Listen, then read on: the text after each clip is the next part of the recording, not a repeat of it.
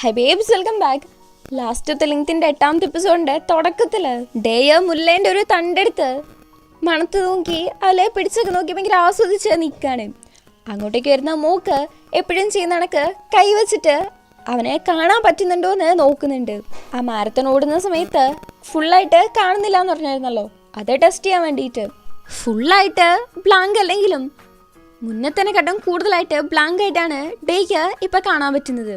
അതുകൊണ്ട് തന്നെ ഒന്ന് ഡോക്ടറെ കാണണമെന്ന് പറഞ്ഞ് സംസാരിച്ചിരിക്കുന്ന സമയത്താണ് അയോൻ്റെ അടുത്ത് നിന്ന് ഒരു വീഡിയോ മെസ്സേജ് വരുന്നത്. അയോനും ഗേൾ ഫ്രണ്ടും കൂടെ മാരേജ് ചെയ്യാൻ പോവാണ്. അപ്പോൾ സ്പെഷ്യലായിട്ട് ഡേനെ വിളിക്കുന്നുണ്ട്. അയോൻ എപ്പോഴും ഇങ്ങനെ കമ്പനി ആയിട്ട് കോമഡി ആയിട്ടാണല്ലോ സംസാരിക്കുക, അതേ കണക്ക് സംസാരിക്കുന്നുണ്ട്. ഇതും കേട്ട് നിൽക്കുന്ന സമയത്ത് ഡേയ്ക്കാണെങ്കിൽ ആ ഒരു സ്ഥലത്ത് പോകണമെന്നുണ്ട്, പക്ഷെ അവൻ്റെ അമ്മ ആ ഒരു സ്ഥലത്തേക്ക് അവനെ വിടത്തില്ല. ഇപ്പം വിഷലും കൂടി ഇല്ലാത്തതുകൊണ്ട് തീരെ വിടത്തില്ല. അതിൻ്റെ വിഷമത്തിൽ ഡേ നിൽക്കുമ്പം ഇത് നമ്മുടെ മോക്കിനെ ഇഷ്ടപ്പെടോ, നിനക്ക് ശരിക്കും അവിടെ പോകണമെന്നുണ്ടോ എന്ന് ചോദിക്കുന്നുണ്ട്. അതേന്ന് ഡേ പറയുമ്പോൾ മോക്കാണെങ്കിൽ ഡേനെ നടുവിന് പിടിച്ച് അടുത്തേക്ക് ഇരുത്തിയിട്ട് എൻ്റെ ബോയ് ഫ്രണ്ടിനെ അവിടെ പോകണമെന്നുണ്ടെങ്കിൽ ഒന്നും ഒരു വിഷയമല്ലെന്ന് പറയാണ്. അത് കേട്ടിട്ട് ഡേയോ അങ്ങ് ഹാപ്പി ആവുന്നുണ്ട്. എന്നാലും നടുവിന് വെച്ചിരിക്കുന്ന കൈ അങ്ങ് എടുക്കാൻ പറയാണ്. ട്രസ്റ്റ് മീ, എൻ്റെ ബോയ് ഫ്രണ്ടിന് ഒരു കുഴപ്പമില്ലെന്ന് നോക്കും. അങ്ങനെ അടുത്ത സീനിൽ ഡേനയും കൊണ്ട് ഹോസ്പിറ്റലിലേക്ക് കണ്ണ് കാണിക്കാൻ വേണ്ടി പോകുന്നുണ്ട്. ഡേൻ്റെ വിഷൻ ഭയങ്കരമായിട്ട് വീക്ക് ആയിക്കൊണ്ടിരിക്കുകയാണ്. ഇങ്ങനെ പോയിട്ടുണ്ടെങ്കിൽ അവന് ഫ്യൂച്ചറിൽ കാണാൻ പോലും പറ്റാതെ വന്നേക്കാന്നാണ് ഡോക്ടർ പറയുന്നത്. അത് 3 മാസം ടൈം മാത്രമേ ഇതേ രീതിക്ക് തന്നെയാണെങ്കിൽ അവന് കാണാൻ പറ്റുള്ളൂ, ഇപ്പം കാണുന്ന പോലെയെങ്കിലും. ഡേ അത് അക്സെപ്റ്റ് ചെയ്ത് ഡോക്ടറുടെ അടുത്ത് എന്തെങ്കിലും സജഷൻ തരാനുണ്ടോ എന്ന് ചോദിക്കുകയാണ്. നിൻ്റെ ഭാഗത്ത് ഞാനായിരുന്നെങ്കിൽ എനിക്ക് ചെയ്യണമെന്ന് ഒരുപാട് ആഗ്രഹമുള്ള പക്ഷെ ഇതുവരേക്കും ചെയ്യാത്ത കാര്യങ്ങൾ ചെയ്യും എന്ന് ഡോക്ടറും പറയുന്നുണ്ട്. വീട്ടിൽ പോയിട്ട് അയോൻ്റെ മാരേജിന് പോകുന്ന കാര്യത്തെക്കുറിച്ച് ഡേ സംസാരിക്കുന്ന സമയത്ത് അമ്മയാണെങ്കിൽ സമ്മതിക്കുന്നില്ല. അവനെന്തെങ്കിലും പറ്റിയാലോ എന്ന് അമ്മയ്ക്ക് പേടി. അമ്മ, ഞാൻ ബ്ലൈൻഡ് ആയതിനു ശേഷം എനിക്ക് ആദ്യമായിട്ട് ഫ്രണ്ട് അയോനാണ്, അവനെ ഞാൻ വിഷയം പോകണ്ടേന്ന് ഡേ ചോദിക്കുന്നുണ്ട്. നീ ബ്ലൈൻഡ് ആയെന്ന് പറയല്ലേ, ഇതുവരേക്കും ആയിട്ടില്ലല്ലോ എന്ന് അമ്മ. ശരി, അമ്മ തന്നെക്കുറിച്ച് ഇത്ര വറീഡാണെന്നുണ്ടെങ്കിൽ അമ്മ എൻ്റെ കൂടെ പോരേന്ന് ഡേ പറയുന്നുണ്ട്. അപ്പം അത് അമ്മയ്ക്ക് പറ്റത്തില്ല. അമ്മ ഒരു വലിയ കുക്കാണല്ലോ, അപ്പം അമ്മേൻ്റെ വർക്കും കാര്യങ്ങളൊക്കെ ഓൾറെഡി തന്നെ ഷെഡ്യൂൾ ചെയ്ത് വെച്ചിട്ടുണ്ട്, അതുകൊണ്ട് വരാൻ പറ്റത്തില്ല. ഇതൊക്കെ കംപ്ലീറ്റ് ആക്കിയിട്ട് അമ്മ ഉറപ്പായിട്ട് നിനക്ക് എവിടെയാണോ പോകേണ്ടത് അവിടെ കൊണ്ടുപോകാന്ന് അമ്മ പറയുന്നുണ്ട്. കുറച്ച് വെയിറ്റ് ചെയ്യാൻ അമ്മേൻ്റെ കൈ മാറ്റിയിട്ട് ഓക്കെ അമ്മ, കുഴപ്പമൊന്നുമില്ല, അപ്പോഴേക്കും ഞാൻ ബ്ലൈൻഡ് ആയിക്കോളും എന്ന് പറഞ്ഞ് ഡേ അവിടെ നിന്ന് പോകുന്നുണ്ട്. ഇതൊക്കെ ശ്രദ്ധിച്ചുകൊണ്ട് നൈറ്റും അവിടെ തന്നെ നിൽക്കുന്നുണ്ട്. പിറ്റേന്ന് ഡേ മോക്കിൻ്റെ അടുത്ത് പറയുന്നുണ്ട് അമ്മ ഇങ്ങനെ സമ്മതിച്ചിട്ടില്ല എന്ന്. ഒരുപാട് ദൂരെയാണ് ആ സ്ഥലം ഉള്ളത്, പോരാത്തതിന് ഭയങ്കര ഡേഞ്ചറാണ് എന്നാണ് അമ്മ പറയുന്നതെന്ന്. നല്ല ദൂരമുണ്ട് എന്നുള്ളത് സത്യമാണ്, പക്ഷേ ഞാൻ നിൻ്റെ കൂടെ വരുന്നില്ലേ, പിന്നെ ഇങ്ങനെ ഡേഞ്ചർ ആവാന്ന് മോക്ക്. ഞാൻ അമ്മേൻ്റെ അടുത്ത് സംസാരിക്കാമെന്ന് പറയാണ്. നീ കാര്യമായിട്ടാണോ പറയുന്നതെന്ന് ഡേ ചോദിക്കുന്നുണ്ട്. ഞാൻ നിൻ്റെ അടുത്ത് പ്രോമിസ് ചെയ്തല്ലേ, പിന്നെ ചോദിക്കായിരിക്കോ? പക്ഷേ എൻ്റെ ഈ ഒരു ബോൾഡ്നെസ്സിന് നീ ഒരു റിവാർഡ് തരണമെന്ന് മോക്ക്. അങ്ങനെ അടുത്ത് പോയിട്ട് ഡേൻ്റെ കവളിൽ ഒന്ന് കിസ് ചെയ്യാണ്. കൊള്ളാം, നീയാണ് ഇപ്പോഴത്തെ ഏറ്റവും ഡേഞ്ചർ ആയിട്ടുള്ള കാര്യം ഡേ. അങ്ങനെ പയ്യന്മാർ സംസാരിച്ചേക്കുന്ന സമയത്താണ് അങ്ങോട്ടേക്ക് നൈറ്റ് വരുന്നത്. നിങ്ങൾ ചോദിക്കേണ്ട ആവശ്യമൊന്നുമില്ല, ഞാൻ ഓൾറെഡി തന്നെ അമ്മേൻ്റെ അടുത്ത് ചോദിച്ചിട്ടുണ്ട്, അമ്മ സമ്മതിച്ചിട്ടുണ്ട് എന്ന് പറയാണ്. നൈറ്റ് ഇങ്ങനെ പറഞ്ഞിട്ടും ഡേ വലിയ താല്പര്യമില്ലാതെയാണ് നിൽക്കുന്നത്. അപ്പം മോക്കാണ് പറയുന്നത് അവൻ്റെ അടുത്ത് താങ്ക്സ് പറയാന്ന്. എന്നിട്ടും ഡേ ആണെങ്കിലൊന്നുമില്ല. അപ്പം നൈറ്റ് പറയാണ്, പക്ഷെ ഒരു കണ്ടീഷൻ ഉണ്ട്, നിന്നെ ഞാനാണ് അങ്ങോട്ടേക്ക് കൊണ്ടുപോവാ, അമ്മയാണ് അത് പറഞ്ഞത് എന്ന് പറയാണ്. നൈറ്റിൻ്റെ കൂടെ പോകുന്നത് താല്പര്യമില്ലാത്തതുകൊണ്ട് തന്നെ അങ്ങനെയാണെങ്കിൽ ഞാനൊന്നും വരുന്നില്ലെന്ന് ഡേ പറയുന്നുണ്ട്. അത് നിൻ്റെ ഇഷ്ടമാണ്, ഞാനും നിന്നെ ഫോഴ്സ് ചെയ്യുന്നില്ലെന്ന് നൈറ്റ് അതും പറഞ്ഞിട്ട് അവിടെ നിന്ന് പോവാണ്. അപ്സെറ്റ് ആയിട്ട് തന്നെയാണ് ഡേ അവിടെ നിന്ന് നിൽക്കുന്നതും. പക്ഷെ അടുത്ത സീനിൽ അവൾ കാണുന്നത് ഡേയോ പോകാൻ വേണ്ടിയിട്ട് റെഡി ആയിട്ട് കാറിൻ്റെ അവിടെ നിൽക്കുന്നതാണ്. അങ്ങോട്ടേക്ക് മോക്ക് വരുന്നുണ്ട്.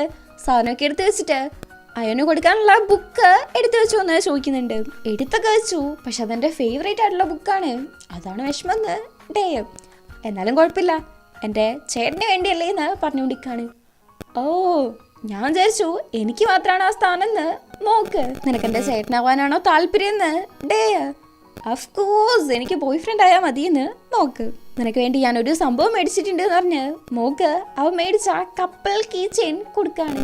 ഡേക്ക് ഡി എന്ന ലെറ്റർ ഉള്ളതും മോക്കിന് എം എന്ന ലെറ്റർ ഉള്ളതും. അതാകുമ്പം അവരുടെ സ്യൂട്ട് കേസും പെട്ടെന്ന് മനസ്സിലാവുമല്ലോ എന്ന് പറഞ്ഞിട്ട് അത് ബേഗിലേക്ക് ഇടുന്നുണ്ട്.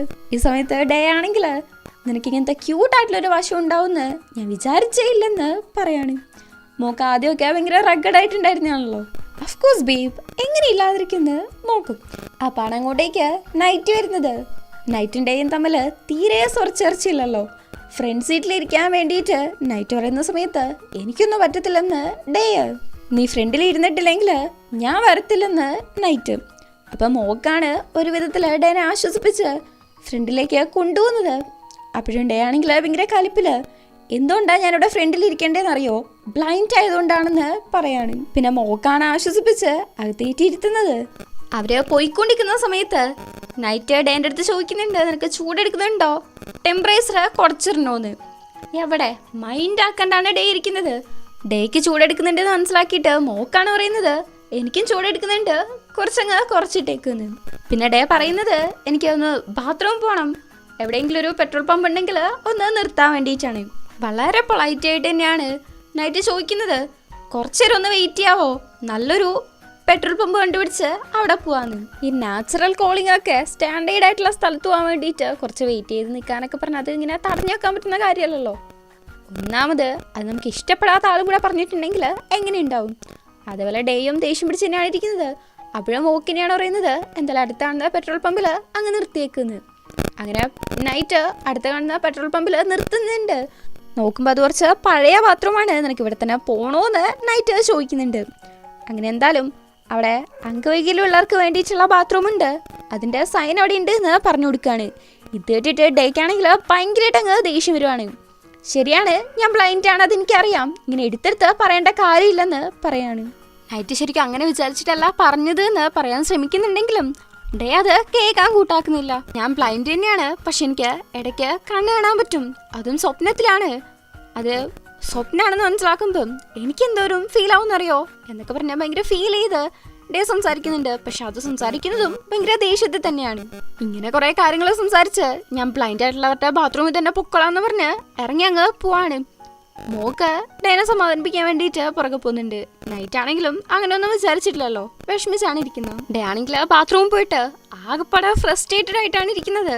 നമുക്ക് എന്തെങ്കിലും കുറവുള്ളത് ആരെങ്കിലും ഇങ്ങനെ ഇടയ്ക്കിടയ്ക്ക് ചൂണ്ടിക്കാട്ടുമ്പം ഭയങ്കരമായിട്ട് ദേഷ്യ വിഷമമൊക്കെ വരുമല്ലോ. മോക്കിൻ്റെ അടുത്ത് നമുക്ക് തിരിച്ച് വീട്ടിലേക്ക് പോവാന്ന് പറയുന്നുണ്ട്.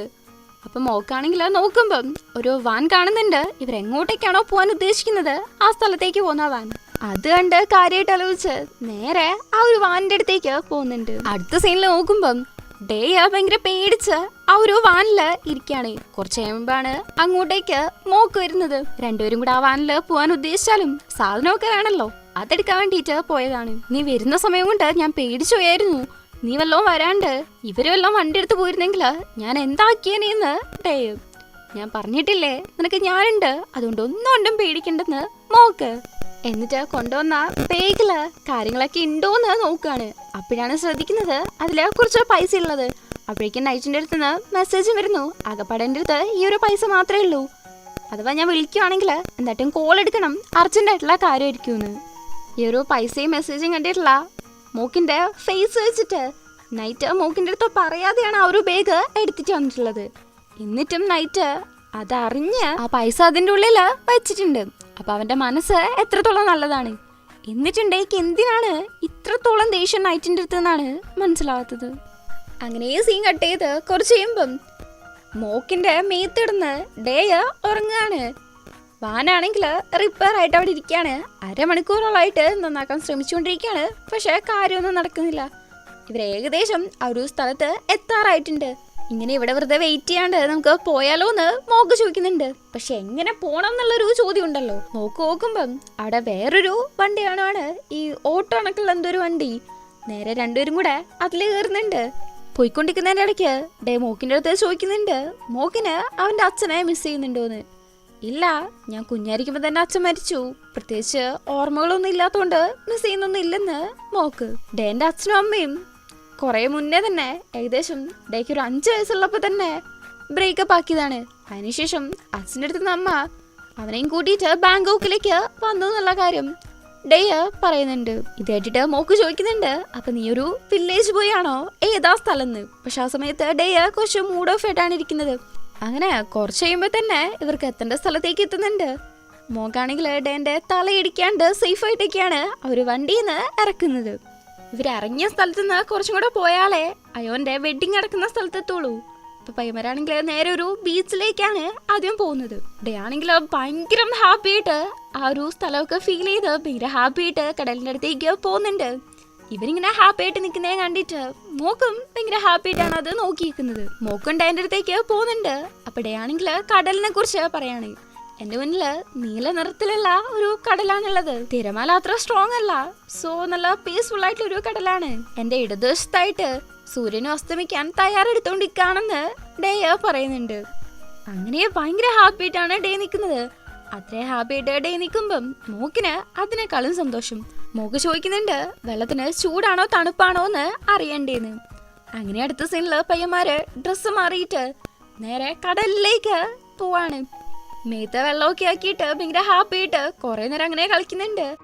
ഇതിന്റെ ഇടയ്ക്ക് ഡേ പറയുന്നുണ്ട് നല്ല സീനറി ആയിരിക്കുമല്ലേ എന്ന്. ശരിയാണ്, അടിപൊളിയായിട്ടുണ്ട് എന്ന് മോക്കും. കടലിന്റെ അടുത്ത് വന്നിട്ട് കടല് കാണാത്തത് കുറച്ച് വിയേഡായിട്ടുണ്ട് എന്ന് ഡേ പറയാണ്. നിനക്കത് ബുദ്ധിമുട്ടായിരിക്കല്ലേ എന്ന് മോക്ക്. ആദ്യത്തെ അത്രയൊന്നുമില്ല, എല്ലാം ഒരേപോലെ തന്നെയല്ലേ ഉള്ളത്. കടല് കടലാണ്, മണല് മണലാണ്, ആകാശം ആകാശമാണ് എന്നൊക്കെ ഡേ. ഇപ്പോഴാണ് എനിക്കൊരു കാര്യം മനസ്സിലായത്. ചില കാര്യങ്ങള് നമുക്ക് കാണാൻ വേണ്ടിയിട്ട് കണ്ണ് തന്നെ വേണമെന്നില്ലെന്ന് പറയാണ്. അതേ ശരിയാണ്, ചില കാര്യങ്ങള് കാണാൻ വേണ്ടിയിട്ട് ഹൃദയം മതി. ഇപ്പൊ എനിക്ക് നിന്റെ അടുത്തുള്ള ഫീലിങ്സ് പോലെയെന്ന് മോക്ക് ഡേ ചോദിക്കുന്നുണ്ട്. ഇപ്പൊ നീ ചിരിക്കുവല്ലേന്ന്. മോക്ക് പ്രത്യേകിച്ച് റിപ്ലൈ ഒന്നും കൊടുക്കുന്നില്ല. ഡേ ആണെങ്കിൽ അവന്റെ കൈയെടുത്ത് മോക്കിന്റെ ലിപ്സിന്റെ അവിടെ വെച്ച് നോക്കുന്നുണ്ട് ചിരിക്കാണോന്ന് അറിയാൻ വേണ്ടിയിട്ട്. അങ്ങനെ നോക്കിയിട്ട് മോക്കിനെ കിസ് ചെയ്യാണ്. അങ്ങനെ പയ്യന്മാർ രണ്ടും കൂടെ കിസ് ചെയ്യുന്നുണ്ട്. ഇവര് ഫീലിങ്സ് കൺവേ ചെയ്യുന്ന ആ ഒരു രീതി, പോരാത്തിന് ബാക്ക്ഗ്രൗണ്ടിലുള്ള ആ ഒരു മ്യൂസിക് ഒക്കെ ആയിട്ട് നമുക്ക് ശരിക്കും ആ ഒരു സീൻ അങ്ങ് ഭയങ്കരമായിട്ട് അങ്ങ് ഫീൽ ചെയ്യാൻ പറ്റും. നൈറ്റ് ബീച്ചിൽ തന്നെ ഒരു പാർട്ടി നടക്കുന്നുണ്ട്. പയ്യന്മാരാണെങ്കിൽ അതിൽ ജോയിൻ ചെയ്യുന്നുണ്ട്. ഭയങ്കര ഹാപ്പി ആയിട്ടാണ് കാര്യങ്ങളൊക്കെ പോയിക്കൊണ്ടിരിക്കുന്നത്. കളറ് കയ്യിലാക്കിയിട്ട് മേത്തും മുഖത്തും ഒക്കെ ആക്കുന്നുണ്ട്. ഭയങ്കര ഹാപ്പി ആയിട്ടാണ് നിൽക്കുന്നത്. പിറ്റേന്ന് രാവിലെ നോക്കുമ്പം രണ്ടുപേരും കൂടെ ഉറങ്ങിക്കൊണ്ടിരിക്കുകയാണ്. ഇന്നലെ നൈറ്റ് ഫുള്ള് കുടിച്ച് ബോധം കെട്ട് ലക്ക് കെട്ടാണ് അവർ ഉറങ്ങിക്കൊണ്ടിരിക്കുന്നത്. ഡേനെ വിളിച്ചെണീപ്പിച്ച് ഇമ്മാതിരി കുടിച്ചു പോയേന് സോറിയും ചോദിച്ച് സാധനങ്ങളൊക്കെ ഉണ്ടോന്ന് തപ്പി നോക്കുകയാണ്. ആദ്യം ഡേന്റെയിലാണ് നോക്കുന്നത്. എല്ലാം ഉണ്ടോ എന്ന് കൺഫേം ആക്കിയിട്ട് സ്വന്തം വേഗം തപ്പി നോക്കുന്നുണ്ട്. അപ്പോഴും എല്ലാം ഉണ്ട്, ഭാഗ്യത്തിന് ഒന്നും പോയിട്ടില്ല. പക്ഷെ ഡേ പറയാണ് ബുക്ക് കാണുന്നില്ലാന്ന്. ഏത് ലാസ്റ്റ് തൊലിങ്ത്ത്. ഡേ ആണെങ്കിൽ ഭയങ്കരമായിട്ട് അങ്ങ് ടെൻഷൻ ആവാണ്. വേറെ എന്തു പോയാലും ഒരു കുഴപ്പമില്ല, പക്ഷെ ആ ബുക്ക് പോയാലും ശരിയാവില്ല എന്ന് പറഞ്ഞാൽ ഭയങ്കരമായിട്ട് സാഡാവുന്നുണ്ട്. ഇത് കണ്ടിട്ട് മോക്കിനാണെങ്കിൽ അതിലും വലിയ വിഷമം. ഡേ ആണെങ്കിൽ ഭയങ്കരമായിട്ട് അപ്സെറ്റ് ആയിട്ട് തലയ്ക്ക് കൈയൊക്കെ കൊടുത്ത് ഭയങ്കരമായിട്ട് വല്ലാത്തൊരു രീതിക്കാണ് ഇരിക്കുന്നത്. ഇതാണ്ട് മോക്കിനും ഭയങ്കരമായിട്ട് വിഷമാവുന്നുണ്ട്. ചെക്കൻ ആ ഒരു പായൊക്കെ എടുത്ത് പൊക്കി നോക്കുന്നുണ്ട്. പക്ഷെ അവിടെ ഒന്നും കാണുന്നില്ല. ഇങ്ങനെ ഡേ ഭയങ്കരമായിട്ട് വിഷമിച്ചിരിക്കല്ലേ. എന്നാ പിന്നെ ഒരു കാര്യം ചെയ്യാം, ഞാൻ ഈ അടുത്തൊന്ന് പോയി നോക്കിയിട്ട് വരാം, ഇവിടെ എവിടെയെങ്കിലും തന്നെ കാണുന്നു പറഞ്ഞ് എണീറ്റ് പോകാൻ നിൽക്കുന്ന സമയത്ത് ഡേ ആണെങ്കിൽ ചിരിച്ചോണ്ട് ഇത് ഇവിടെ ഉണ്ടെന്ന് പറഞ്ഞ് ചന്തിക്കടിയെന്ന് അതെടുത്ത് കാണിക്കുവാണ്. ഇന്നലെ നൈറ്റ് കുടിച്ചിട്ട് അതും തലയിൽ വെച്ചിട്ടാണ് ഡേ കടന്നുറങ്ങിയത്. മറന്നുപോയതാണ്, ഇതൊക്കെ ഒരു രസമല്ലേ വിട്ടേക്ക് എന്ന് പറഞ്ഞുകൊണ്ട് ഭയങ്കരമായിട്ട് കോമഡി ആയിട്ടാണ് ഡേ പറയുന്നത്. പക്ഷെ മോക്ക് എത്രത്തോളം ഈ ഒരു കുറഞ്ഞ ടൈമിനുള്ളിൽ ടെൻഷൻ അടിച്ചു എന്ന് അവനല്ലേ അറിയുള്ളൂ. നിനക്ക് ഈ ഒരു തമാശ കുറച്ച് കൂടുന്നുണ്ട്. അത്ര ഫണ്ണാണെന്നുണ്ടെങ്കിൽ ഒരു കാര്യം ചെയ്യ്, അയോന്റെ വെഡിങ്ങിന് വേണ്ടിയിട്ട് നീ ഇവിടെ നിന്ന് ഒറ്റയ്ക്ക് പോയാൽ മതി, നല്ല ഫണ്ണായിരിക്കും പറഞ്ഞ് അവിടുന്ന് ദേഷ്യപ്പെട്ട് പോവാണ്. മോക്കിങ്ങനെ പോയിട്ടുണ്ടെങ്കിൽ കണ്ണ് കാണാത്ത ഡേ എന്താക്കും. ഇവനാകപ്പെടെ പേടിച്ച് മോക്കിനെ കുറെ വിളിക്കുന്നുണ്ട്. മോക്കിനെ കുറെ വിളിച്ച് ആ ഒരു സ്ഥലത്ത് കൂടെ നടക്കുന്നുണ്ട് മോക്കിനെ കണ്ടുപിടിക്കാൻ വേണ്ടിയിട്ട്. ചെക്കൻ വല്ലാണ്ടങ്ങ് പേടിച്ചു പോകുന്നുണ്ട്. പക്ഷെ നമ്മുടെ മോക്ക് അങ്ങനെ ഡേനെ വിട്ടിട്ട് പോവോ? ആളവിടെ തന്നെ നിൽക്കുന്നുണ്ട്. ഡേ ഇങ്ങനെ കൈ കൊണ്ട് തപ്പി തപ്പിയാണല്ലോ പോകുന്നത്. മോക്കിന്റെ മേത്ത് കൊള്ളുന്നുണ്ട്. അപ്പൊ മോക്കാണെങ്കില് ഈ പരിചയമില്ലാത്ത ആരും ഇങ്ങനെ തൊട്ടാൽ നമ്മള് ഒച്ചയെടുത്ത് സംസാരിക്കുമല്ലോ, അതേപോലെ നോക്കി നടക്കാനും പറഞ്ഞിട്ട് ലേശങ്ങ് മാറി നടക്കുവാണ്. അതും വേറെ ആളെ പോലെ സൗണ്ട് മാറ്റിയിട്ടാണ് സംസാരിക്കുന്നത്. ശരിയെന്ന് പറഞ്ഞാൽ നമ്മുടെ ചെക്കനും പിന്നെയും മോക്ക് മോക്കെന്ന് വിളിച്ച് മുന്നിലേക്ക് നടക്കുന്നുണ്ട്. മോക്കാണെങ്കിൽ പെട്ടെന്ന് വന്നിട്ട് അവിടെ തന്നെ നിൽക്കുവാണ്. ഡേയ കയ്യിലേക്ക് പിടിക്കുന്ന സമയത്ത് മോക്കാണെന്ന് മനസ്സിലാവുന്നുണ്ട്. പക്ഷെ നമ്മുടെ ചെക്കനാണെങ്കിൽ പെണ്ണുങ്ങളെ കൂട്ട് സൗണ്ട് മാറ്റിയിട്ട് ഞാൻ മോക്കല്ല ഫായാണെന്ന് പറഞ്ഞ് തമാശ കളിച്ചോണ്ടിരിക്കാണ്. പക്ഷെ ഡേക്ക് മനസ്സിലാവുന്നുണ്ട് അത് മോക്ക് തന്നെയാണെന്ന്. എന്താ തമാശ കളിക്കാണോന്ന്. ഡേ അത്ര രസമൊന്നും ഇല്ലെന്ന്. നേരത്തെ മോക്കിന്റെ അടുത്ത് ഡേ എന്താണോ ചെയ്തത് അത് തന്നെയാണ് ഇപ്പൊ മോക്ക് തിരിച്ചു ചെയ്തിട്ടുള്ളത്. അത് പറഞ്ഞിട്ട് ഇപ്പം സെയിം ആയെന്നും പറഞ്ഞുകൊണ്ടിരിക്കാണ് മോക്ക്. ഡേ ആണെങ്കിൽ ഇങ്ങനെ പറ്റിച്ചേന് ഞാൻ നിന്റെ അടുത്ത് ദേഷ്യത്തിലാണെന്ന് പറഞ്ഞ് തിരിഞ്ഞ് നടക്കുന്നുണ്ട്. മൂക്കിനെ വിട്ടിട്ട് എങ്ങനെ പോവാനാ, വന്ന് ഹെൽപ്പ് ചെയ്യാൻ പറയാണ്. അങ്ങനെ പയ്യന്മാരെ കളിച്ചിരിച്ച് അതൊക്കെ ഒന്ന് സെറ്റ് ആവുന്നുണ്ട്. അടുത്ത സീനില് ഡേ ഒറ്റയ്ക്കിരിക്കാണ്. മോക്ക് അങ്ങോട്ടേക്ക് വന്നിട്ട് അവൻ്റെ അടുത്തൊരു ബോട്ടിലുണ്ട്, അത് തുറക്കുന്നണക്ക് എന്തോ ഒരുമാതിരി ഒച്ച ഉണ്ടാക്കുന്നുണ്ട്. കറക്റ്റായിട്ട് അത് മോക്കാണെന്ന് ഡേ കണ്ടുപിടിക്കുന്നുണ്ട്. എങ്ങനെയാ നീ കണ്ടുപിടിച്ചതെന്ന് ചോദിക്കുമ്പം ഇമ്മാതിരി പരിപാടി നീ അല്ലാതെ വേറെ ആരും ചെയ്യത്തില്ലെന്ന് ഡേക്ക് വിശക്കുന്നെന്ന് പറഞ്ഞുകൊണ്ടാണ് മോക്ക് ആ ഒരു ഡ്രിങ്ക്സ് മേടിക്കാൻ പോയത്. പക്ഷെ ഇപ്പൊ പറയാണ് ഒരു ഗെയിം കളിച്ചാലേ അത് തരത്തുള്ളൂന്ന്. കയ്യിൽ വെച്ചിട്ട് ഇത് കണ്ടുപിടിക്കുവാണെങ്കിൽ തരാന്ന് പറയുന്നു. ഡേയും കുറച്ചിങ്ങനെ ട്രൈ ചെയ്യുന്നുണ്ട്. മോക്ക് അപ്പുറത്തേം കയ്യിലേക്ക് മാറ്റി മാറ്റി കളിച്ചുകൊണ്ടിരിക്കാണ്. പിന്നെ അവസാനം അത് എടുക്കുന്നുണ്ട്. അയോന്റെ വെഡിങ് നടക്കുന്ന സ്ഥലത്തേക്ക് പോകാൻ വേണ്ടിയിട്ട് ഇവിടുന്ന് എത്ര ദൂരം ഉണ്ടാവുന്ന ഡേ ചോദിക്കുന്നുണ്ട്. നടന്നാ പോകുന്നെങ്കിൽ കുറച്ച് ദൂരം എടുക്കുന്ന മോക്കും. അതിനിപ്പോ എന്താ കുഴപ്പം, നമുക്ക് തിരക്കൊന്നുമില്ലല്ലോ എന്ന് ഡേ. അങ്ങനെ പയ്യന്മാരവിടുന്ന് പോകുന്നുണ്ട്. രണ്ടുപേർക്കും വഴി അറിയത്തില്ലല്ലോ. അപ്പൊ അവിടെ മീറ്റ് ബോൾസ് വെക്കുന്ന ആ ചേച്ചിന്റെ അടുത്ത് ചോദിക്കുന്നുണ്ട് ഈ ഒരു വെഡിങ് നടക്കുന്നത് എവിടെയാണെന്ന് അറിയൂന്ന്. നോക്കുമ്പോ അവർക്ക് അറിയാവുന്ന സ്ഥലമാണെന്ന് മാത്രമല്ല അവിടുത്തെ ചേട്ടൻ ആ ഒരു സ്ഥലത്തേക്ക് പോകുന്നുണ്ട്. കൊണ്ടുവരണോന്ന് ചോദിച്ച് അവരെയും കൂട്ടിയിട്ടാണ് പോകുന്നത്. പയ്യന്മാർ ഭയങ്കര ഹാപ്പി ആയിട്ട് ഓരോരോ കാര്യങ്ങൾ സംസാരിച്ച് അവിടെ ചെല്ലുന്നുണ്ട്. നോക്കുമ്പോ കുറച്ച് നേരത്തെയാണ് എത്തിയിട്ടുള്ളത്. നമുക്കെന്നാ പിന്നെ നേരെ പോയിട്ട് അയോനെ കാണാന്ന് ഡേ. ഇപ്പൊ അങ്ങോട്ടേക്ക് പോണ്ടെന്ന് മോക്ക്. പയ്യന്മാരിട്ടിരിക്കുന്ന ഡ്രസ്സ് അങ്ങനെയാണല്ലോ, പോരാത്തിന് ഇന്നലെ ഡ്രിങ്ക്സ് കുടിച്ചൊക്കെ ഈ ഒരു ഡ്രസ്സ് ഇട്ടോണ്ട് തന്നെയാണ്. അങ്ങനെ ഈ അടുത്ത സീനിൽ നോക്കുമ്പം അടിപൊളിയായിട്ട് ഡ്രസ്സ് ചെയ്ത് പയ്യന്മാരെ മെൻസ് റൂമിൽ നിന്ന് ഇറങ്ങി വരികയാണ്. രണ്ടുപേരെയും കാണാൻ അത്രയ്ക്ക് ലുക്കായിട്ടുണ്ട്. രണ്ടുപേരും കൂടെ പോയിട്ട് ഒരു ഫോട്ടോയും എടുക്കുന്നുണ്ട്. ഞാൻ ഒന്നുകൂടെ ഓർമ്മിപ്പിക്കുകയാണ്, നീ ഭയങ്കര ഹാൻഡ്സ് ആണെന്ന് മോക്ക്. ഉറപ്പായിട്ടും മോക്ക് നല്ല ഹാൻഡ്സ് ആയിരിക്കുന്നത് ഡേക്ക് ഓൾറെഡി തന്നെ അറിയാലോ. അതും പറയുന്നുണ്ട്. അത് കഴിഞ്ഞിട്ട് മോക്കാണെങ്കിൽ എന്റെ കയ്യിൽ പിടിച്ചിട്ട് ഒരിക്കലും ഈ കൈ ഞാൻ വിടത്തില്ലെന്ന് പറയുന്നുണ്ട്. നീ ആയിട്ട് വിടണമെന്ന് വിചാരിച്ചാലും ഞാൻ അതിന് സമ്മതിക്കത്തില്ലെന്ന് ഡേയും. രണ്ടുപേരും അങ്ങനെ ഒരിക്കലും വിട്ട് പോകത്തില്ലെന്ന് അവിടെ പറഞ്ഞുകൊണ്ടിരിക്കുകയാണ്. ഭയങ്കര ഹാപ്പി ആയിട്ടുള്ള ഒരു മൊമെന്റ്. അങ്ങനെ അത് കഴിഞ്ഞിട്ട് രണ്ടുപേരും കൂടെ വെഡിങ്ങിന് പോകുന്നുണ്ട്. അവിടെ അയോന് ഓൾറെഡി എല്ലാവരുടെ അടുത്തും പറഞ്ഞിട്ടുള്ളത് തങ്ങൾക്ക് ഗിഫ്റ്റ് ആയിട്ട് ബുക്ക് മതി എന്നാണല്ലോ. ഒരുപാട് ബുക്സ് അവിടെ ഉണ്ട്. അവിടെ ഇരിക്കുന്നവരാണെങ്കിൽ ഇവരുടെ അടുത്ത് പറയുന്നു എന്തുകൊണ്ടാണ് ഈ ഒരു ബുക്ക് കൊടുക്കുന്നത് എന്നുള്ളതിന്റെ റീസൺ എഴുതാവോ എന്ന് ചോദിക്കാണ്. അങ്ങനെ ആ ഒരു ബുക്ക് അവിടെ കൊണ്ടുവച്ചിട്ട് ഡേന്റെ അടുത്ത് പറയാൻ പറഞ്ഞ് മോക്ക് എഴുതാനിരിക്കുകയാണ്. എന്തുകൊണ്ടാണ് എനിക്ക് ഈ ഒരു ബുക്ക് അയോൺ സജസ്റ്റ് ചെയ്തത് എന്ന് ആദ്യമൊക്കെ ഭയങ്കര അത്ഭുതം തോന്നായിരുന്നു. പക്ഷെ അതിന്റെ പകുതി എത്തിയപ്പോഴേക്കും കാര്യം എനിക്ക് പിടികിട്ടി. പക്ഷെ അതിന്റെ ഒടുക്കം എനിക്കറിയത്തില്ല. എന്നാലും മീന്റെ ഡേ വേർഷന്റെ അവസാനം ഉറപ്പായിട്ടും ഞാൻ മനസ്സിലാക്കും എന്ന് ഡേ പറയുന്നുണ്ട്. അതേപോലെ പെട്ടെന്ന് കുട്ടികൾ ഉണ്ടാവട്ടെ എന്നും ആ പിള്ളേരെ വളർത്താൻ വേണ്ടിയിട്ട് ഞാനും ഈഗർലി വെയിറ്റിംഗ് ആണെന്നൊക്കെയാണ് അതില് എഴുതിക്കുന്നത്. അത് കഴിഞ്ഞിട്ട് ഡേനെയും കൊണ്ട് തന്നെ മോക്കയില് സൈനും ചെയ്യിപ്പിക്കുന്നുണ്ട്. അങ്ങനെ പയ്യന്മാര് നിൽക്കുന്ന സമയത്താണ് അങ്ങോട്ടേക്ക് അയോനും ഗേൾ ഫ്രണ്ടും കൂടെ വരുന്നത്. അയോനാണെങ്കിലും ഗേൾ ഫ്രണ്ട് ആണെങ്കിലും എപ്പോഴും ഭയങ്കര കമ്പനി ആയിട്ടാണല്ലോ സംസാരിക്കുക. അങ്ങനെ സംസാരിച്ചിരിക്കുന്ന സമയത്താണ് ഗേൾ ഫ്രണ്ടിന്റെ ഫ്രണ്ട് അങ്ങോട്ടേക്ക് വരുന്നത്. ആളൊരു ഹോട്ടലിന്റെ ഓണറാണ്. അയോൻ ഇവരെ പരസ്പരം പരിചയപ്പെടുത്തി കൊടുക്കുന്നുണ്ട്.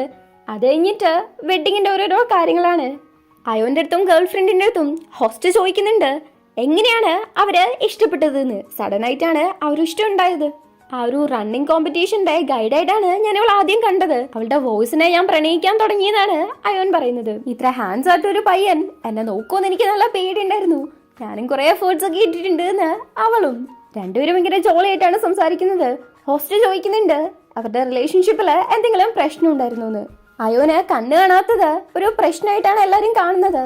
പക്ഷേ അയോൻ തന്നെയാണ് അവന്റെ സ്വന്തം കാര്യം നോക്കുന്നത്. മിക്കപ്പോഴും എന്റെ കാര്യം നോക്കുന്നതും അയോൻ തന്നെയാണെന്ന് അവള്.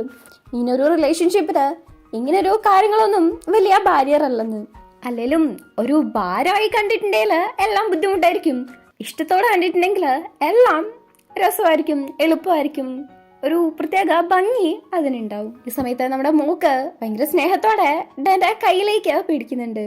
ഡേയും മോക്കും നേരത്തെ കണ്ട ആ ഒരു ഹോട്ടൽ ഫ്രണ്ടും ഒക്കെ ഇരുന്ന് സംസാരിക്കുന്ന സമയത്ത് അങ്ങോട്ടേക്ക് അയോനും അവന്റെ വൈഫും കൂടെ വരുന്നുണ്ട്. അങ്ങനെ ഇവര് ഭയങ്കര കാര്യമായിട്ട് പരസ്പരം സംസാരിച്ചുകൊണ്ടിരിക്കുന്ന സമയത്ത് ഒരു ആന്റി വന്നിട്ട് നമ്മുടെ ഡേനെ ഡാൻസ് കളിക്കാൻ വേണ്ടിയിട്ട് നിർബന്ധിച്ച് കൂട്ടിയിട്ടുമാണ്. എല്ലാരും നിർബന്ധിച്ചിട്ടാണ് ഡേനെ അങ്ങോട്ടേക്ക് വിടുന്നത്. ആന്റിയും ഡേയും കൂടെ ആണെങ്കിൽ നന്നായിട്ട് ഡാൻസ് ഒക്കെ കളിക്കുന്നുണ്ട്. അതും ഡേ ആണെങ്കിൽ ഭയങ്കര ഹാപ്പി ആയിട്ടാണ് ഡാൻസ് കളിക്കുന്നത്. ഇത് കണ്ട് ഭയങ്കര ആസ്വദിച്ച് രസിച്ച് നമ്മുടെ മോക്കും ഇരിക്കുന്നുണ്ട്. കുറച്ച് കഴിയുമ്പം ഡേന്റെ അടുത്തേക്ക് വന്ന് അവന്റെ കയ്യിലേക്ക് പിടിച്ചിട്ട് നമുക്കൊരു ഡാൻസ് കളിച്ചാലോ എന്ന് ചോദിക്കുന്നു. നിനക്ക് കുഴപ്പമൊന്നുമില്ലെങ്കിൽ ഞാനും റെഡിയാണെന്ന് ഡേ. അങ്ങനെ പയ്യന്മാരാണെങ്കിൽ ഡാൻസ് കളിക്കുന്നുണ്ട്. അടിപൊളിയായിട്ടുണ്ടെന്ന് പറഞ്ഞാല് അവരുടെ കെമിസ്ട്രി സൂപ്പറാണ്. പോരാത്തതിന് ബാക്ക്ഗ്രൗണ്ടില് ഒരു സോഫ്റ്റ് ആയിട്ടുള്ള മ്യൂസിക്, എല്ലാം കൊണ്ടും പൊള്ളി സീനാണ്. ഡേന വണ്ടി ഇടിക്കാൻ പോകുന്ന സമയത്ത് മോക്ക് വന്ന് രക്ഷിച്ചത് മുതല് ഇവര് തമ്മിൽ നടന്നിട്ടുള്ള ഓരോ ഇൻസിഡൻസും ആ ഒരു ടൈമില് കാണിക്കുന്നുണ്ട്.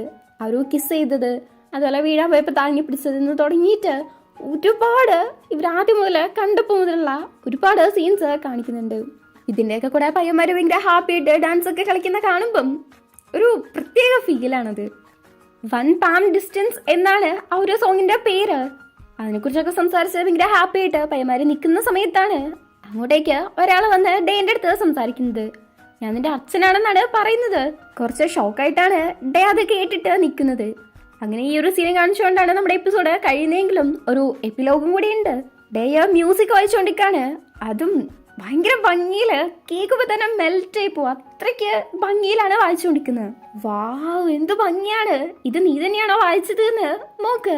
അല്ല, പിയാനോ സ്വന്തമായിട്ട് വായിച്ചതാണെന്ന് ഡേ. നിനക്ക് ഇത്ര ടാലന്റ് ഉണ്ട് എന്ന് ഞാൻ അറിഞ്ഞില്ല. എന്റെ ബോയ് ഫ്രണ്ട് എത്ര ടാലന്റഡ് ആണ്, എനിക്ക് വേണ്ടിയിട്ട് ഒരേ ഒരു പാട്ടും കൂടെ പാടുമെന്ന് മോക്ക്. ഇല്ലെന്ന് ഡേ. പക്ഷെ ഞാൻ നിനക്ക് വേണ്ടിയിട്ട് നിന്റെ ഫേവറേറ്റ് ആയിട്ടുള്ള ഡ്രിങ്ക് മേടിച്ചിട്ടുണ്ട് എന്ന് പറഞ്ഞ് അത് തുറന്ന് ഡേനെയും കൊണ്ട് സ്മെല്ല് ചെയ്യിപ്പിക്കുന്നുണ്ട്. ഡേ കറക്റ്റ് ഇത് മേടിക്കാൻ വരുമ്പം കൈയെടുത്തങ്ങ് മാറ്റുവാണ്. ഇത് ചീറ്റിംഗ് ആണ്. ആ ശരി, ഓക്കെ, നിനക്ക് പാട്ട് പാടിത്തരാന്ന് ഡേ. അങ്ങനെ പിയാനോയും വായിക്കുന്നുണ്ട്. അടിപൊളിയായിട്ട് ഒരു പാട്ടും കൂടെ പാടുകയാണ്. മോക്കാണെങ്കില് പാട്ട് ആസ്വദിക്കുന്നതിന്റെ ഒപ്പം തന്നെ ഡേനെയും ആസ്വദിച്ചുകൊണ്ടിരിക്കാണ്. അങ്ങനെ പാട്ടൊക്കെ കഴിയുന്ന സമയത്ത് കഴിഞ്ഞു, എന്റെ റിവാർഡ് എവിടെയെന്ന് ഡേ മോക്ക് ആ ഡ്രിങ്ക്സ് എടുത്ത് കൊടുക്കുന്നുണ്ട്. അത് കഴിഞ്ഞിട്ട് ഇതല്ല ശരിക്കും റിവാർഡ് എന്ന് പറഞ്ഞിട്ട് കിസ് ചെയ്യാണ്. എന്തു ഈ കാണിക്കുന്നത് എന്ന് ഡേ. ആരെങ്കിലും കണ്ടാലോ എന്ന് പേടി. പേടിക്കേണ്ട ആവശ്യമില്ല, ഞാൻ നോക്കിയതാണ്, ആരും ഇവിടെ ഇല്ലെന്ന് മോക്ക്. എന്നാലും വീട്ടിൻ്റെ ഉള്ളിൽ നിന്നാണോ ഇത് ചെയ്യുന്നതെന്ന് ഡേ. അങ്ങനെ ഈ ഒരു സീൻ കാണിച്ചുകൊണ്ടാണ് നമ്മുടെ എപ്പിസോഡ് കഴിയുന്നത്.